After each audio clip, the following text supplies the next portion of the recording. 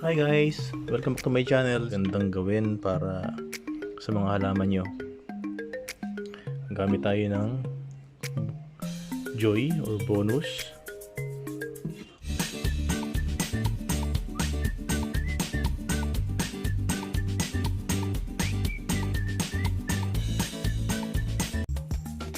Gamit tayo ng joy or bonus vinegar.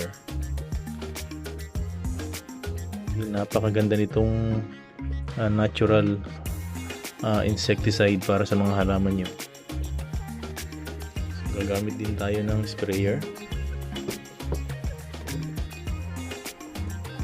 So ang gagawin natin, pupunuin natin ito ng tubig. Kailangan 1 liter. So 1 liter, kahit anong sprayer gamitin nyo, basta 1 liter. O kahit maliit ang gagamitin nyo ng sprayer, kumuha muna kayo ng isang part ng tubig na 1 liter, tapos pwede nyo siyang haluin na kasama itong bonus or joy. 4 na patak nito, 4 drops of dishwashing soap. So 4 na patak nito, 4 drops, and ang suka ay 2 teaspoon o 2 kutsara. Pwede nyo rin sigurong gamitin itong takip. You can use the cup. Got to use 2 of this one. Mimix nyo lang siya. Bubula siya ng konti pero okay lang naman, kasi natry ko na sa mga halaman. 2 times ko na natry. So lalagay nyo rin siya rito, tapos pwede nyo na pang-spray sa mga halaman. Huwag nyo muna sprayan masyado yung halaman na maliliit pa. Kailangan medyo malalaki na makita nyo na meron ng mga insekto. So again guys, ang gagamitin nyo ay 2 teaspoon nito, 2 teaspoon of vinegar or 2 cups, 4 drops of liquid dishwashing soap. Yan, 4 na drop, 4 drops, at sprayer. So ito, meron itong 1 liter na, may 1 liter na to. So gagawin natin,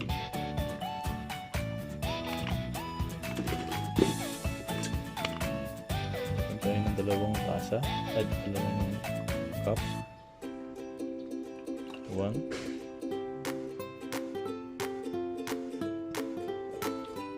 2,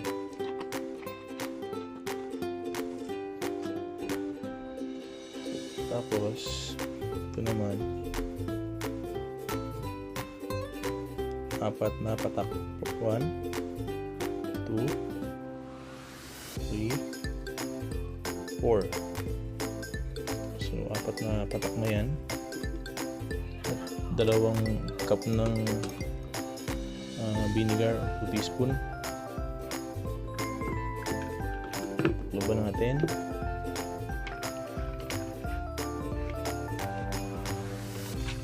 Kalugin ng konti. Kalugin lang natin. Yan, pwede na siyang natural na insecticide. Gagamitin nyo to once a week. Mas magandang gumamit ng mga insecticide pag palubog na yung araw o hapon, kasi kung gagamitin nyo sa umaga to, tapos masyado maaraw, maaaring mamatay yung mga dahon nyo, yung halaman. So nire-recommend nila sa mga napanood ko na mas magandang gamitin to sa hapon para sa magdamag. Tamang-tama, mapapatay niya na yung mga insekto at hindi ganong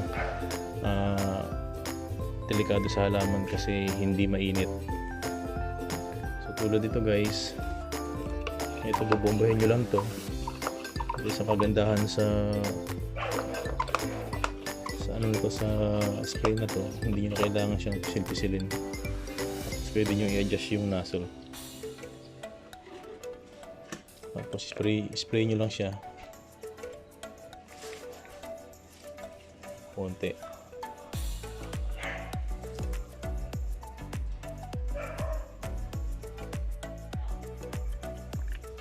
So guys, ito na yung pang-spray natin. So ito yung puno ng ampalaya. So spray nyo lang siya paunti-unti.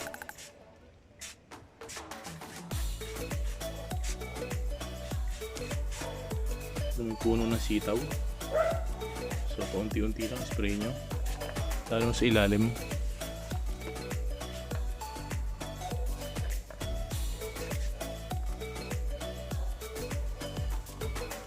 Ito yung ilalim ng okra. Ito karamihan may mga ampids. So spray nyo lang niya paunti-unti. Pero yung mga may bulaklak na, diyan mahilig magtago yung mga insekto.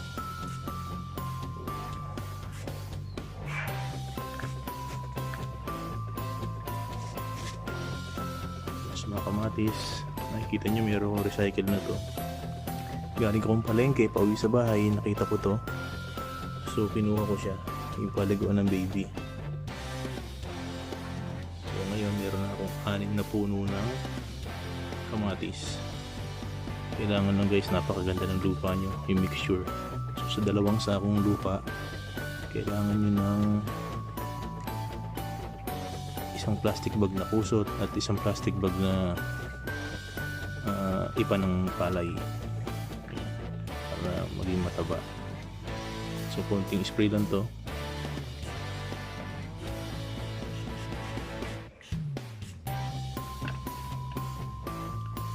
So guys, hope you enjoy the video and sana may natutunan kayo. So again, Joy gagamitin nyo 4 na patak, tapos 2 kutsara ng suka. Mimix nyo lang sa 1 liter na tubig. So paggamit nito sa hapon, yung paggabi na, para hindi mamatay yung halaman nyo, hindi ganong masyadong matapangan sa chemical na i-spray nyo. Once a week lang ang gamit nito guys. Huwag nyo gagamitin sa masyadong maliliit pang halaman katulad nito, at hindi pa naman ganong masyadong nalapit ang ang mga insekto.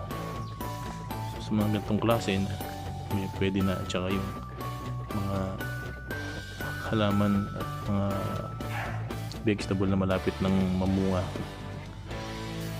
Okay guys, thank you again for watching my video and thank you for your support. Ingat po tayo palagi. I'll see you again in my next video. Thanks again guys. God bless you all. Bye.